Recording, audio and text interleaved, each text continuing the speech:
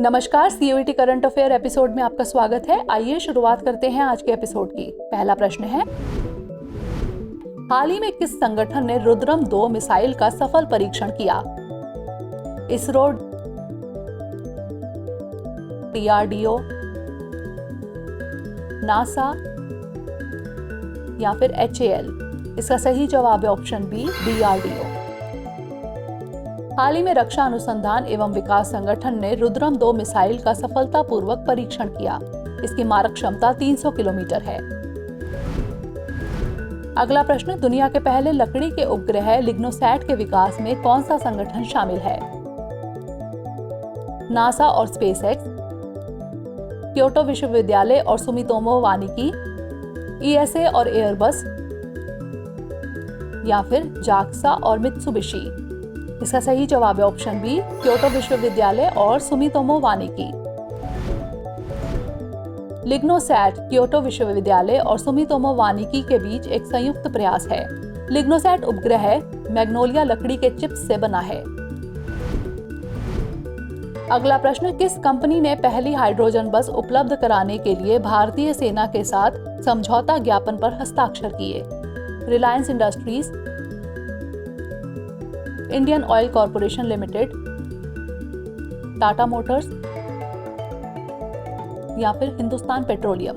इसका सही जवाब है ऑप्शन बी, इंडियन ऑयल कॉरपोरेशन लिमिटेड। हाल ही में भारतीय सेना और इंडियन ऑयल कॉरपोरेशन लिमिटेड के बीच समझौता ज्ञापन पर हस्ताक्षर किए गए।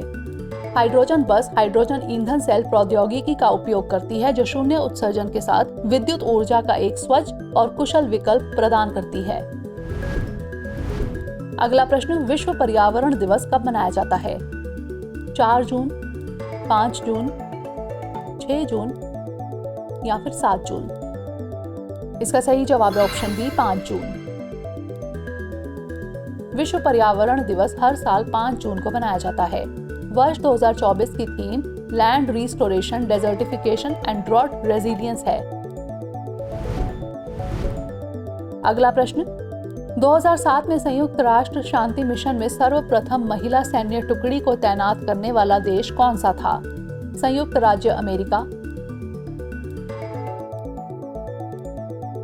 भारत, फ्रांस या फिर कनाडा? इसका सही जवाब है ऑप्शन बी, भारत। वर्ष 2007 में भारत संयुक्त राष्ट्र शांति मिशन में पूर्णतः महिला सैन्य दल तैनात करने वाला पहला देश बना। अगला प्रश्न, हाल ही में किस देश ने भारत की रुपे सेवा शुरू करने की घोषणा की? श्रीलंका, नेपाल, मालदीव या फिर भूटान? इसका सही जवाब है ऑप्शन सी, मालदीव। हाल ही में मालदीव ने अपनी मुद्रा रूफिया को मजबूत करने के लिए भारत की रुपे सेवा शुरू करने की घोषणा की।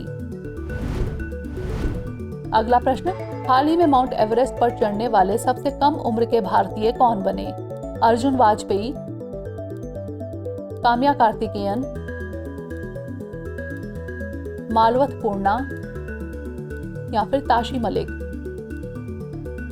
इसका सही जवाब है ऑप्शन बी, काम्या कार्तिकेयन। हाल ही में 16 साल की काम्या कार्तिकेयन नेपाल की ओर से माउंट एवरेस्ट पर चढ़ने वाली सबसे कम उम्र की भारतीय बन गई हैं। अगला प्रश्न, जिम्बाब्वे के रिजर्व बैंक द्वारा शुरू की गई नई स्वर्ण समर्थित मुद्रा को क्या कहा जाता है? Zim coin, gold bond, ZiG या फिर जेड डॉलर? इसका सही जवाब है ऑप्शन सी, जिग।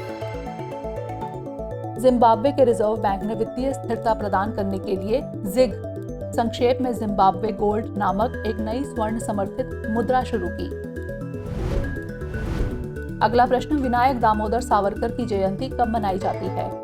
15 मई, 28 मई,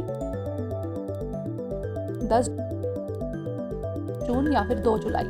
इसका सही जवाब है ऑप्शन बी, 28 मई। विनायक दामोदर सावरकर की जयंती 28 मई को मनाई जाती है। अंतिम प्रश्न है, हाल ही में विभिन्न कशेरुकियों में खोजे गए नीडो वायरस की प्रकृति क्या है? RNA virus, DNA virus, retrovirus या फिर बैक्टीरियोफेज। इसका सही जवाब है option A, RNA virus. Nidovirus RNA virus है जो कशेरुकियों में बड़ी मात्रा में पाए जाते हैं, जिनमें 13 नए खोजे गए कोरोना वायरस भी शामिल हैं। आइए नोट कर लेते हैं अभ्यास प्रश्न। हाल ही में किसे गुडलेपा हल्लीकेरी पुरस्कार के लिए चुना गया है? सिद्धलिंग पट्टाना शेट्टी, रोहिणी लोखंडे, नरसिंह या फिर इनमें से कोई नहीं। इसका उत्तर हमें कमेंट सेक्शन में जरूर भेजिएगा। अगले सेशन में मिलेंगे नए प्रश्नों के साथ। तब तक के लिए धन्यवाद।